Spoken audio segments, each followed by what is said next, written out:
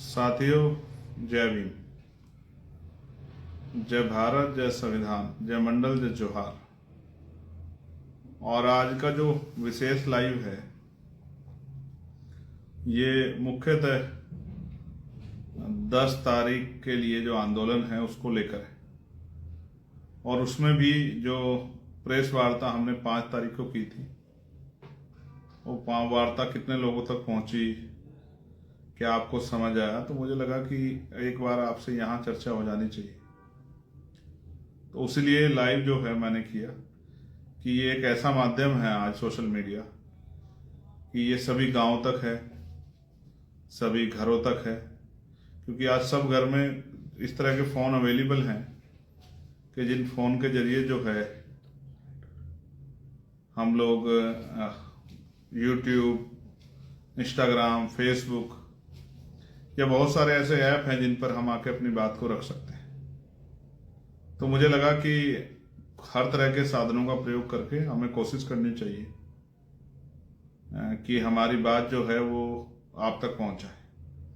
उसी को लेके जो है आज की ये लाइव हम लोगों ने किया कि भाई जिन लोगों तक बात नहीं गई उन लोगों तक बात जाए। तो पुनः अपनी बात को शुरू करते हुए मैं दुनिया में जन्मे सभी संतों, गुरुओं और महापुरुषों को नमन करता हूँ। और नमन वंदन इसलिए करता हूँ कि उनका योगदान है हमारे जीवन में। उन्होंने संघर्ष किया है, उन्होंने त्याग किया है, उन्होंने समर्पण दिखाया है और उन्होंने पूरा जीवन हमारे लिए जिया है। इसलिए मैं उनको याद करता हूँ, जिनमें महामानव तथागत बुद्ध से लेके जगत गुरु सतगुरु रविदास जी, भगवान वाल्मीकि महाराज, गुरु नानक देव, संत कबीर, गुरु घासीदास, नारायणा गुरु। उनके बाद जो है जो सामाजिक परिवर्तन के हमारे योद्धा हुए हैं, राष्ट्रपिता ज्योतिबा फूले, साहू जी महाराज, डॉक्टर बाबा साहब अम्बेडकर, पेरियार लाल यादव, ईवी पेरियार रामानायकर स्वामी, बाबू जगदेव प्रसाद कुशवाहा, जननायक कपूरी ठाकुर, कोतवाल धन सिंह गुर्जर, महाराजा बिजली पासी, मान्यवर दीना बाना वाल्मीकि, बाबू शिवदयाल चौरसिया, संतराम बी प्रजापति, मामना राम सुख वर्मा जी, चौधरी महाराज सिंह भारती, मान्यवर साहब श्री काशीराम, और सभी जो है उन क्रांतिकारी साथियों को भी याद करता हूं जिनका देश की आज़ादी में योगदान है। प्यारे साथियों, मैं लगातार घटनाओं पे अपनी ट्वीट के माध्यम से अपनी बात रखता रहता हूं, लोगों को कोशिश करता रहता हूं कि लोग उस बात को समझें और सरकार से भी जवाब मांगता रहता हूं। लेकिन मैं समझता हूं लोकतंत्र में ये सिर्फ काफ़ी नहीं। लोकतंत्र में जब तक आप सत्ता में बैठी सरकारों की नींव नहीं हिलाओगे तब तक बात नहीं बनेगी। तो अब हमने तय किया है, क्योंकि पिछले कुछ दिनों में जो बाढ़ आई है, अन्य अत्याचार की जो बाढ़ आई, चाहे वो मथुरा की घटना हो, चाहे वो मेरठ की घटना हो, चाहे बुलंदशहर की घटना हो, चाहे जलालाबाद की घटना हो, चाहे मुरादाबाद की घटना हो, या अन्य अन्य प्रदेशों, तमिलनाडु में बुलेट चलाने पर हाथ काटने वाली घटना हो, या सामाजिक बहिष्कार की घटना हो, या मारकर लटकाने की घटना हो, और जिस तरह से सामाजिक अत्याचार के बाद जो है धार्मिक तौर पे जिस तरह का जुल्म हो रहा है बौद्धिस्टों पे, वो वहाँ आंदोलन कर रहे हैं बोध गया में, उनकी कोई सुनवाई नहीं हो रही है कि इस अतिक्रमण को हटा दो। फिर जैनों पे गिरनार में, फिर ईसाइयों पे देश भर में, मुसलमानों पे उनके जो है धार्मिक स्थलों पे, ये सब भी आपके सामने है। ऐसे में मेरे मन में ये इच्छा जागी कि भाई साथियों, चर्चा करने के बाद कि अब इस अन्याय का जवाब सरकारों से मुख्यालयों पे जाके मांगना पड़ेगा। और एक बात मैं जो आपसे दोहरा रहा हूं, ये जो घटनाएं हो रही है इस पे बाबा साहब अम्बेडकर का बड़ा कंसर्न था। वो ये सोचते थे कि उन्होंने आपको याद होगा गोलमेज कॉन्फ्रेंस, और गोलमेज कॉन्फ्रेंस के बाद जो है कम्युनल अवार्ड, और कम्युनल अवार्ड में एक चीज जो बहुत इंपॉर्टेंट है जिस पे अगर आप गौर करोगे, दो चीजें, एक पहली अब बता रहा हूं कि उसके बाद की तत्काल। पहली ये कि उसमें दो चीजें थी, एक थी सेपरेट इलेक्टेड और एक सेपरेट सेटलमेंट। ये दो चीजें बहुत इंपॉर्टेंट है। फिर इस बात को जब संविधान को सौंपा तो भी उन्होंने इस बात को, बाबा साहब अम्बेडकर ने इस बात कहा कि आज हम जो संविधान को सौंप रहे हैं तो इससे राजनीति में वन वोट वन वैल्यू, राजनीति में समानता तो आएगी, लेकिन जब तक देश में सामाजिक गैर बराबरी और आर्थिक गैर बराबरी है तब तक ये जो लोकतंत्र है, राजनीतिक लोकतंत्र, सामाजिक लोकतंत्र नहीं बन पाएगा। उन्होंने इस बात को कहा कि आज हम विरोधाभास की जिंदगी में कदम रख रहे हैं, और वो विरोधाभास आज तक भी है। ना सामाजिक गैर बराबरी दूर की हुई, जिसका उदाहरण हम देख रहे हैं पूरे समूह पे, पूरे समाज पे, पूरे गांव पे जो है अन्याय करना, अपमान करना, महिलाओं पे रेप, हत्याएं। और जो दूसरा मैंने कहा आर्थिक सशक्तिकरण, तो जिस तरह से चुनाव में धन का प्रयोग किया जाता, गरीब का बेटा तो लड़ ही नहीं सकता है। तो इससे मैं मानता हूं कि बाबा साहब की बात तब भी तर्कसंगत थी और आज भी तर्कसंगत है। उनका जो पहला वो था सेपरेट इलेक्टोरेट, उसके पीछे कारण ये था कि भाई इतनी गैर बराबरी है तो हमारे लोगों को वोट कौन देगा। तो जबकि वो अधिकार नहीं मिला तो पृथक निर्वाचन क्षेत्र उन्होंने कहा था कि हमें मिलने चाहिए, लेकिन उस पर फिर जो है पूना पैक्ट हुआ और हमें आरक्षण का लाभ, आरक्षण मिला, ज्यादा सीटें मिली, लेकिन वास्तविक प्रतिनिधित्व नहीं मिले। जो प्रतिनिधि थे वो वास्तविक नहीं मिला। प्रतिनिधित्व तो मिला हमें कि हमारी 131 सीटें SC/ST की, लेकिन वास्तविक प्रतिनिधि कितने हैं जो पार्लियामेंट में, असेंबलियों में अपने समाज के लिए बोलते हैं, अपने समाज के ज्यादा करीब होते हैं, अपनी पार्टी के कम करीब होते हैं।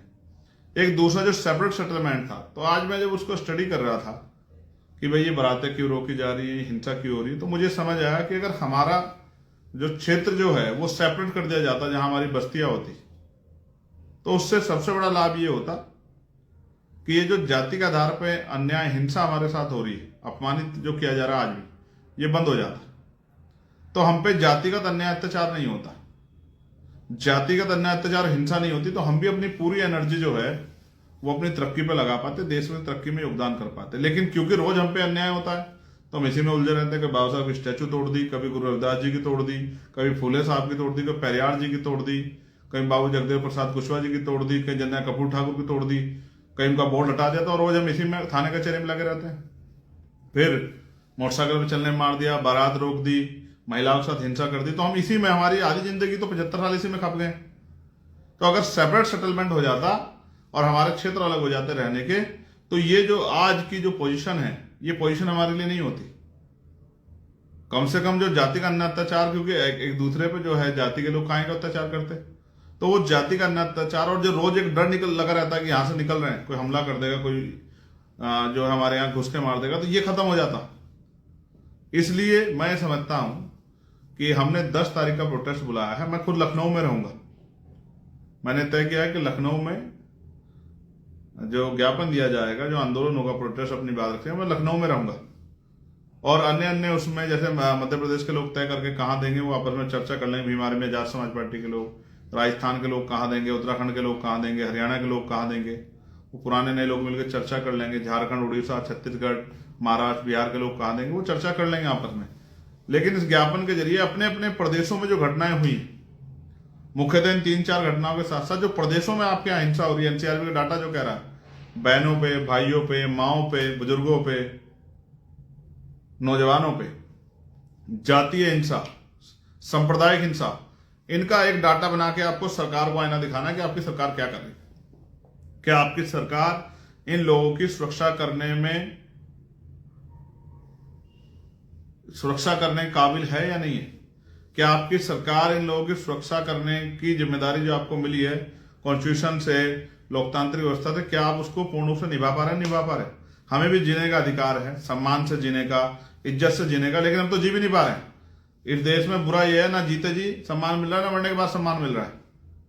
कितनी घटनाएं उत्तर प्रदेश की हैं, मथुरा, 3 घटनाएं।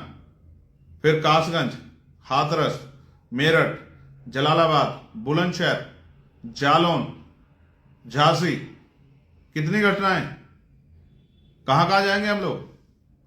तो मुझे ऐसा लगता है इसका परमानेंट सोल्यूशन निकालने के लिए, परमानेंट सोल्यूशन तो इसका पॉलिटिकल पावर है जब आपकी राजनीतिक सत्ता आपके पास होगी, लेकिन उससे पहले भी सरकार को और वहां के चीफ सेक्रेटरी को, डीजीपी को, राज्यपाल महोदया को, उनकी तरफ भी उनका भी ध्यान आकर्षित करना पड़ेगा कि आपकी सरकार का फेलियर है कि वह law and order situation maintain नहीं कर पा रही। क्या हमारे माथे पे लिखा कि हम पे हमारे साथ हिंसा होगी? इसलिए मैं आप सबसे अपील करता हूं कि आप सब लोग अपने अपने प्रदेशों में अपना जो है जिम्मेदारी अदा करें और अपने अपने प्रदेशों में ज्ञापन व्यवस्था में, आंदोलन संघर्ष व्यवस्था में शामिल हों और संघर्ष को कामयाब बनाएं। और मैं जो लोग लखनऊ आ रहे हैं उनसे भी कहूंगा, अनुशासन में आप लोग मन में संकल्प लेकर लखनऊ आए कि हमें अपनी संख्या बल को दिखाकर सरकार को ये चेतावनी देनी है कि सरकार जो अन्याय अत्याचार थानों के जरिए हो रहा है, पुलिस जिस तरह लापरवाही कर रही है, या सामंती व्यवस्था के लोग या मनुवादी व्यवस्था को जो हम पे हमला करें, इन पे कार्रवाई करें। अगर ऐसा नहीं होता फिर आंदोलन करेंगे, फिर बड़ा आंदोलन करेंगे, दिल्ली में करेंगे, लखनऊ में करेंगे, घेराव करेंगे विधानसभाओं का। हम हर वो कदम उठाएंगे जिससे हमारे लोग सुरक्षित रहें, बहुजन समाज के लोग, और उनके अधिकारों पे जो हमला हो रहा है निजीकरण के जरिए और तमाम तरह से, चाहे पेंशन का मामला हो, पुरानी पेंशन का, चाहे जो है प्रमोशन का मामला, इन सब पे हमारे लोग अधिकार सुरक्षित, निजीकरण बंद हो, इन सब पे भी लगातार, और जातिगत जनगणना, इन पे भी हम लोग प्रयास करेंगे। एक अभी और बड़ा मामला मेरे दिमाग में, मैं लखनऊ में उसको भी रखूंगा, लेकिन मैं अभी आपसे आग्रह करता हूं कि आप सब लोग अपने अपने प्रदेशों में अपना प्रतिनिधित्व सुनिश्चित करें और मजबूती से ज्ञापन दें। और मेरे पीछे 2 महापुरुषों की जो तस्वीरें आप देख रहे हैं, एक मान्यवर साहब श्री काशीराम और एक दूसरे डॉक्टर बाबा साहब अम्बेडकर, और इनके जो अधूरे सपने, इनकी संतानें होने के नाते उनके अधूरे सपने पूरा करने का संकल्प भी मन में पैदा करें। तभी जाके जो है महापुरुषों का सपना जो है पूरा होगा, तभी जाके ये अन्याय अत्याचार खत्म होगा।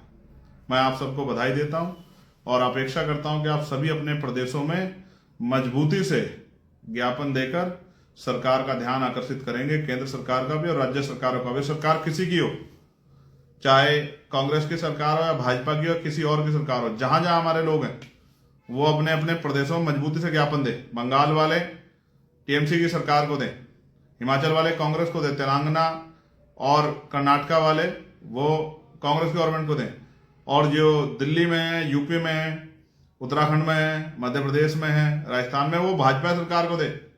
सारी सरकारों में मार पड़ रही है, मैं किसी की सरकार हो। ये बातें तो सब लोग अच्छी करते हैं कि हम आपके हितैषी, हम आपके हितैषी, लेकिन हितैषी कौन है, कितना है, ये दिख रहा है। जहां इनकी सरकार है वहां भी हमारी खाल उधेड़ी जा रही है।